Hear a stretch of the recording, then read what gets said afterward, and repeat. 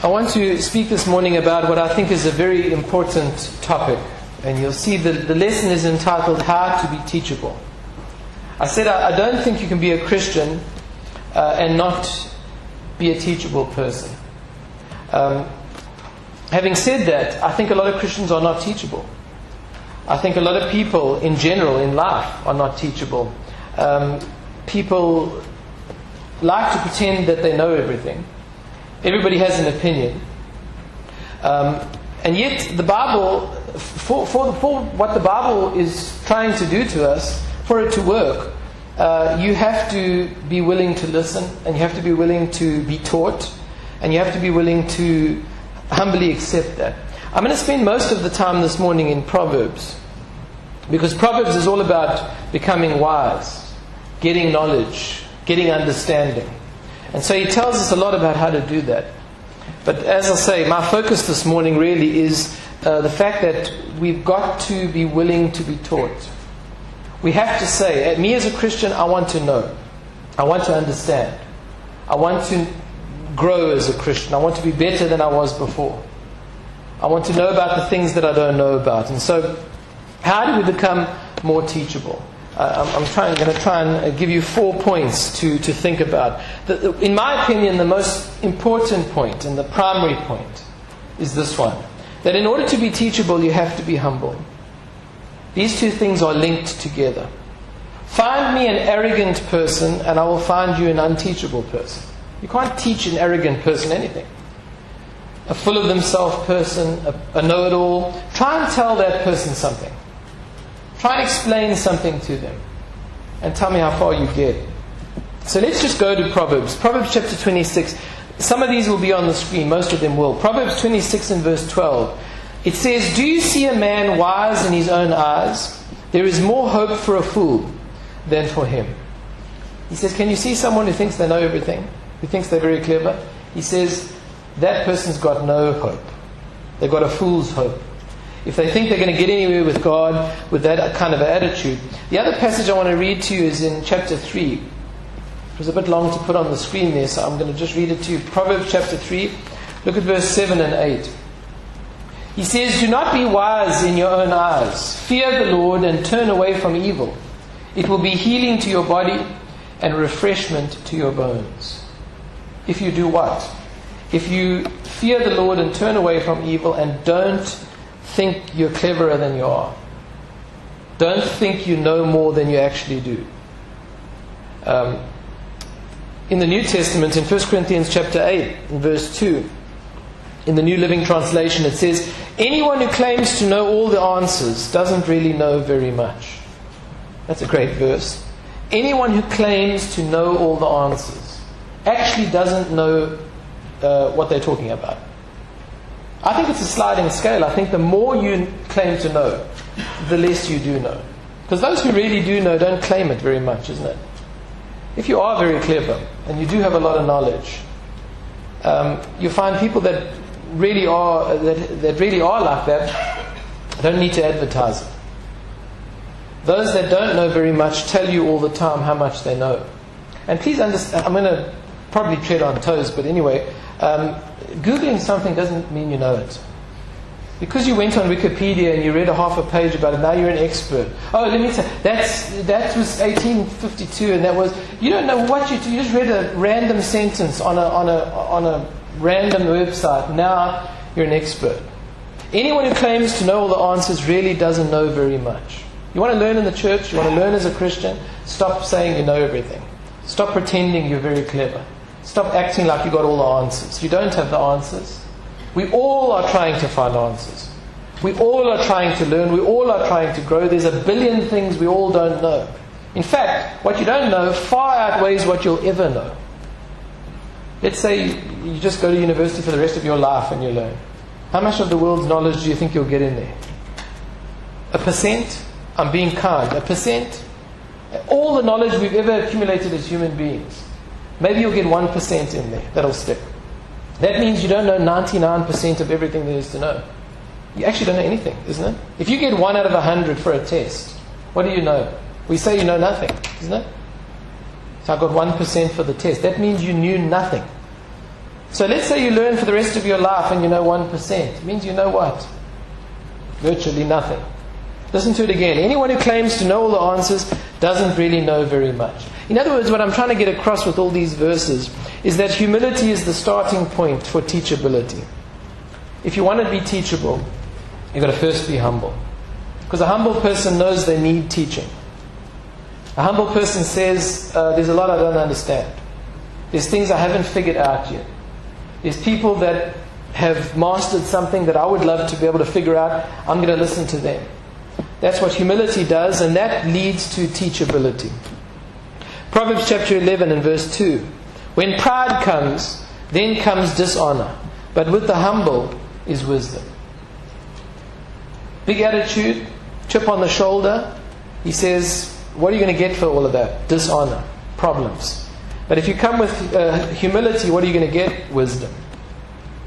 So in other words, what I'm trying to say is that a humble person is aware of their weaknesses. They know what they can't do. And they know what they don't know. They also are conscious of the fact that they have blind spots. Do you all know that as you're sitting there this morning, you have multiple blind spots? I don't mean literally, although you do have that too. You get in a car and you'll see. You've got to do a silly check like over your shoulder, otherwise you're going to go into something because you've got a blind spot. But I'm talking about spiritually. You, as you're sitting there, you have multiple blind spots. There's parts of your life you don't even know that are wrong. Or there's other parts of your life that are wrong, but you won't admit it. And so everybody else can see it, you can't see it. A humble person says, I know that there's blind spots. I know I have things wrong. I know there's parts of my life I haven't even begun to fix yet because I haven't even identified them yet. A proud person never admits those things. A humble person also owns up to their failures and their mistakes. They say, I've done that wrong, and I'm now going to fix it. And I've gone down the wrong road here in life, I'm now going to turn around, I'm going to go back the other way because this clearly is not the way I should be going. All of that requires humility. If you want to stay a Christian, in fact, if you want to be a Christian and then stay a Christian, you're going to have to work on your humility. And as I said to you before, humility is a strange virtue because the minute you think you have it, you've lost it. Did I tell you about the church that handed out humility badges? Which is hilarious to me. Get a badge for how humble you are. Isn't that pride? I mean, look, I'm the most humble in the church. Well, you can throw it in the bin when you get home because you've got to start from scratch. A humility badge is a terrible idea. Because the minute you think you're humble, you're not humble anymore. You've got to go back to the drawing board and say, let me figure out what how you want to know what you really are.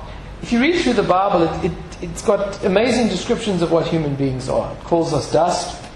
That's a good start. It calls us a shadow. It says we flower like the grass and then we wither the next day and we're gone. It calls us a breath. It calls us. It says we have hearts that are deceptive and dishonest. It says we have minds that are out of control. It says man is short-lived and born for trouble. So said Job. On and on I can go. My point is the Bible really cuts us down to the size that we actually are, isn't it? It's when you leave God and you leave the things of God that suddenly you've got to inflate yourself. You see, if you don't have a God, you've got to become it. If you take God out of the picture, someone's going to be in charge of your life. It has to be you. If there's not an all-knowing God, there's got to be an all-knowing you because someone's got to know what's going on in life, and so it's got to be you. A Christian's got the luxury of saying, I don't know what's going on.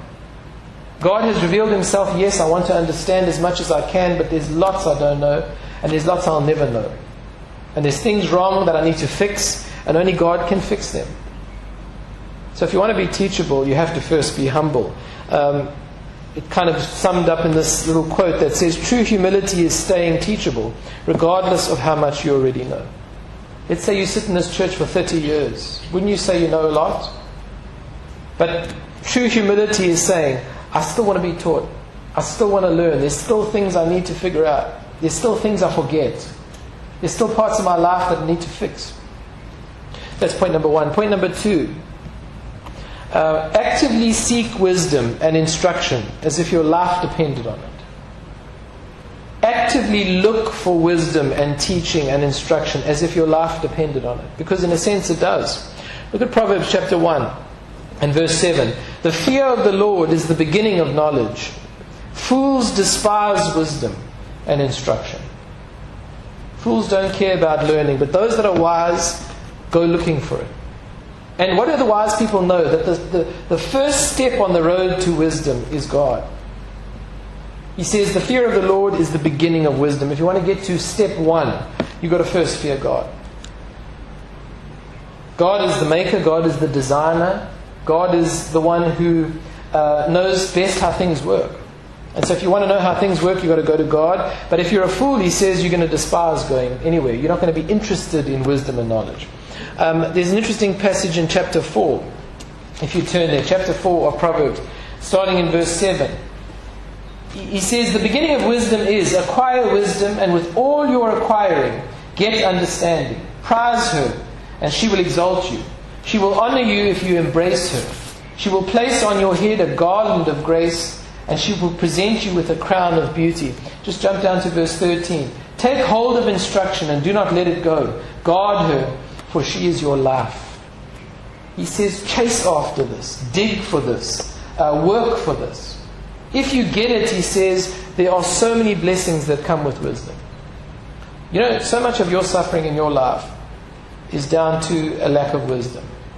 We all make bad decisions. We all do foolish things. We all say things we regret. We all make mistakes. And if you go back and trace your way through all those mistakes, what are you going to find? A lot of foolishness, a lot of stubbornness, a lot of silliness, a lot of distraction. And so he says if you get wisdom, your life will be better in every possible way. And then he says, take hold of it, grab it, he says, and don't let it go. And notice he says, guard it. He's personifying it, that's why he says her. But he's talking about wisdom. Guard her, for she is your life. What does that mean? It means you can lose wisdom. You can get it, and then you can lose it. If you don't hold on to it, it can leak away out of your life. You can become foolish. What I'm trying to say is that wisdom doesn't come by accident.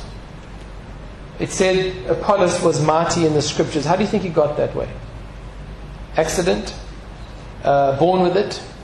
No. He learned, he studied, he practiced, and with it came wisdom. Wisdom doesn't come easily. Ask anybody who gets an education. It takes effort, and you've got to put yourself out to get learning.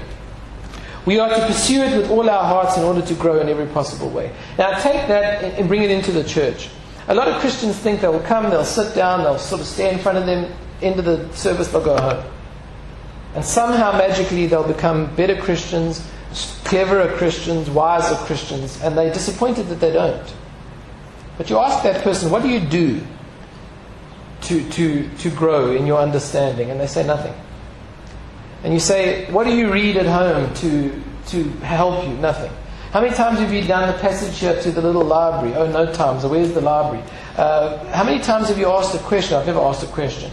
How many times do you try and figure out what a verse means? Oh, no, I don't try and figure it out. I just wait for service to come and then I listen to the preacher. How many times have you brought a notebook and wrote some notes? I'm just using examples that are coming off the top of my head. My point is, if you don't try and put forth effort, it's not going to magically fall into your lap. You're not going to get wise by accident. You're going to have to look for it. You're going to have to dig for it. Gold generally doesn't just lie on the surface. Diamonds, etc. What are you going to do? Deep down in the earth. Lots of effort, lots of digging, lots of sifting until you find a little diamond, a little nugget of gold. And it's the same with wisdom. It doesn't come easy.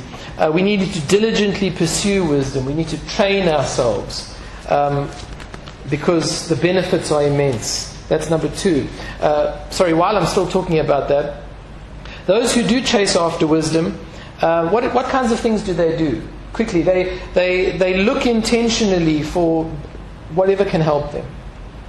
I've got their mentors, books, courses, podcasts. There's so many things out there. As I mentioned, there's a whole room full of books and CDs and DVDs just down the passage. You can take as many of them as you want, for as long as you want. Do you use that opportunity?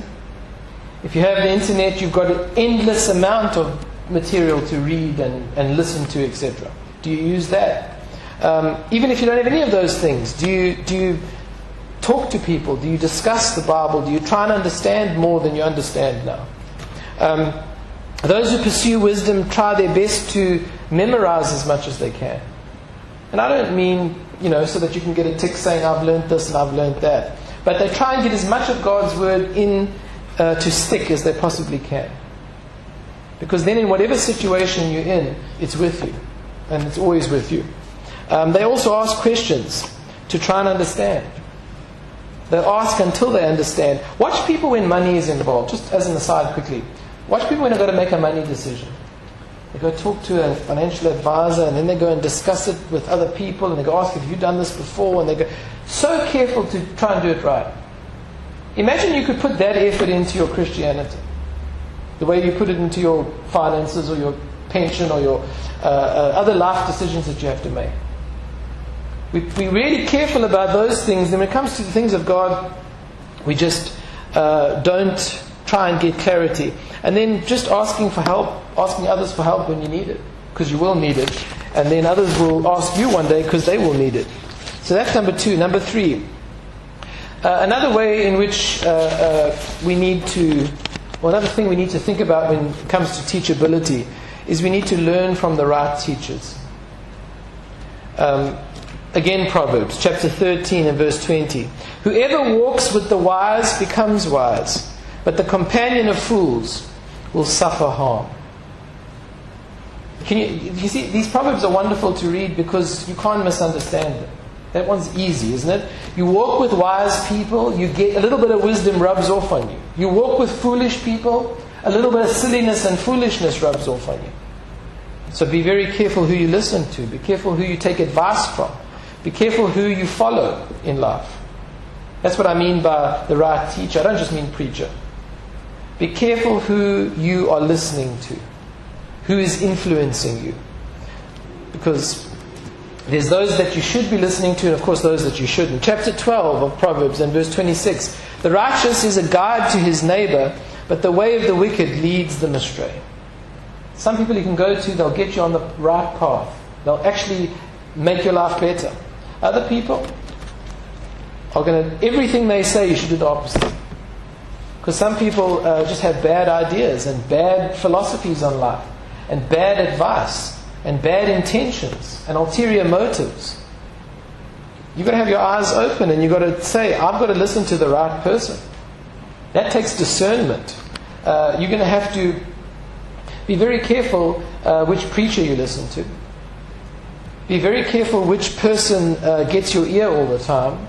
Because we've all got people we like to go to. And can I just tell you something I think I've probably said many times before. But advice is a funny thing because we tend to go, we trick our own brains. Because we tend to go to get advice from somebody who we know is going to agree with us. Because we kind of already decided what we want to do. So we're waiting for confirmation. So we go to someone and they say, if they say exactly what you're thinking, what do you tell them? Oh, you give such good advice, isn't it? And if they tell you the opposite, it's a stupid person, I'll never go to them for advice again. You don't actually want advice. You want to confirm what you want to do, but then you want to say they told you. So be careful who you listen to, what you are after. Have discernment is what I'm trying to say. Chapter 11 and verse 14 of Proverbs. Where there is no guidance, a people falls. But in an abundance of counselors, there is safety. There's no one to guide you, you're vulnerable. But if you surround yourself with advisors that are going to lead you in the right direction, you're much safer. That's what the church is supposed to be, isn't it? It's supposed to be a group of people that are counseling each other, guiding each other, edifying, building up each other, encouraging each other. We're trying to all keep on the path and we're trying to all get to heaven, but it's a hard job and there are distractions and there are temptations and it's difficult to stay on the road. We're supposed to be helping each other. But go to the right people. Think about this. It's no good being teachable but then going to the wrong teacher. Imagine you become teachable and you humble yourself and you say, okay, I'm going to learn. And then you go learn from the wrong person. And then they lead you even further away from God instead of closer. One more point, number 4. When it comes to being teachable, we also need to receive correction as a blessing. And this is a very hard one, I'll admit, because who likes to be corrected? But in chapter 15 and verse 31 of Proverbs, it says, "The ear that listens to life-giving reproof will dwell among the wise. He who neglects discipline despises himself, but he who listens to reproof acquires understanding." What an important passage that is. If you can listen, he says, to life-giving reproof, you will dwell among the wise. But if you neglect discipline, you actually despise yourself. Isn't that interesting? If someone's trying to help you and you don't listen because you're stubborn or because you know too much or whatever it is, you are harming yourself. You are damaging yourself in the process. But he says if you listen to reproof, you will acquire understanding. The only way to learn is to sometimes be corrected. The only people that never get corrected are those dictators that kill all those who try to correct them. They got sycophants around them. You know what a sycophant is? They just nod, yes, ooh, no, that's a great idea, do that, yes. Because nobody ever disagrees with a tyrant, because you might end up dead. Why do you think tyrants go, why does every tyrant go mad? Have you ever asked yourself that? Okay, it's probably partly their personalities, because certain people are drawn to be tyrannical. But don't you think it's part of it at least? Look at every tyrant that's ever lived. Don't you think that is it because they eventually surround themselves with people who only ever agree with them? So look at Hitler. Every crazy idea he had, everybody just did it. Instead of nobody was brave enough to stand up against him. Imagine somebody said to him, "That's a terrible idea. If you invade Russia, you can lose the war. Don't do that. If you do that, I'm going to walk out." Nobody would do that. They said, "Well, it's a great idea. Let's invade." And apparently, privately behind Hitler's back, they said, "This is a disaster. We're going to lose the war. We can't fight on two fronts. They've tried it before, we lost before, now we're fighting on two fronts again, we're going to lose." But no one told Hitler that. Whenever Hitler saw them, they were nodding and saying, "Great idea, that's very good, excellent, to go with that." Can you see why you go mad? Because every stupid thing you wanted to do, everyone just says it's a great idea. That's what happens when you stop getting any correction. You need correction. God gives us correction, but also we give each other correction. Chapter 17 of Proverbs and verse 10. "A rebuke goes deeper into a man of understanding than 100 blows into a fool." Very vivid, isn't it? You can beat some people. They won't learn. Others, you can tell them, explain to them, they will take it in, they will listen, they will learn from it. The wise will learn from a rebuke. The fools, not even a beating will help. And that Proverbs 12:1, I've already read this to you, but "Whoever loves discipline loves knowledge, but he who hates reproof is stupid." If you cannot be told anything, you're never going to grow as a Christian. Some people, have you noticed how some people church hop all throughout their lives? Like, I don't just mean for a particular problem, but I mean their whole life. They go from here to here to here to here to here to here. And then you often listen to what they've got to say, and they'll tell you, "Oh no, over there that guy told me that, and I didn't like it." And they go there, and that one said that to me, and I got very cross. And that one, maybe once or twice, I can believe it. But if that happens 10 times to you, what might be the problem? What's the common denominator? Might it not be the fact that you don't like being told what's right and what's wrong? And ultimately, who is it that tells us what's right and wrong? It's God. And so very often the problems we have are not with the preacher necessarily, but they are with God.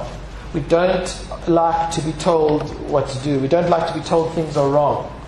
We don't like to fix things. We get stubborn. We get our backs up. We fight. We resist. And it's very hard not to do that. If you go to a psychologist, for example, one of the major problems that any psychologist has in helping you is your own resistance. And you can't help it. You say, "I don't have resistance."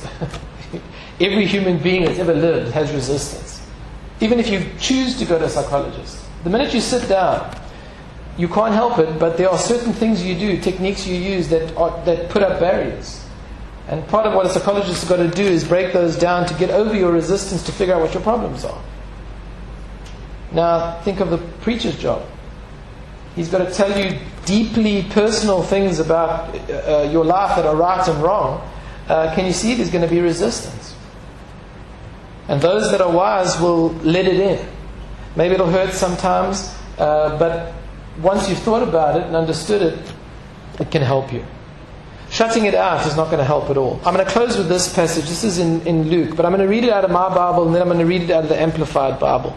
Jesus said in Luke 8:18, "So take care how you listen, for whoever has, to him more will be given, and whoever does not have, even what he thinks he has, will be taken away from him." Now listen to that same verse in the Amplified Bible, how it puts it. It says, "So be careful how you listen, for whoever has a teachable heart, to him more understanding will be given. And whoever does not have a longing for truth, even what he thinks he has will be taken away from him." That is a powerful verse. Read that a few times. I'm going to read it one more time to you. Just listen very carefully. Watch how you listen, he says. Because he says, "Whoever has a teachable heart, to him more understanding will be given.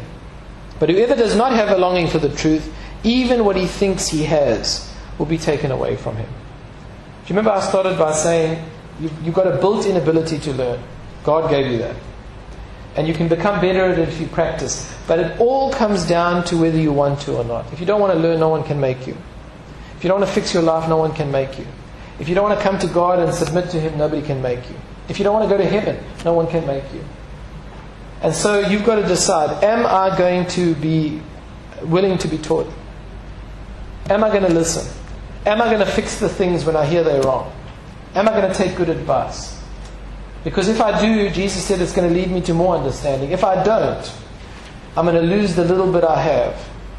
And then there's no hope for me. So, let's think of all those things as we stand and sing number 406.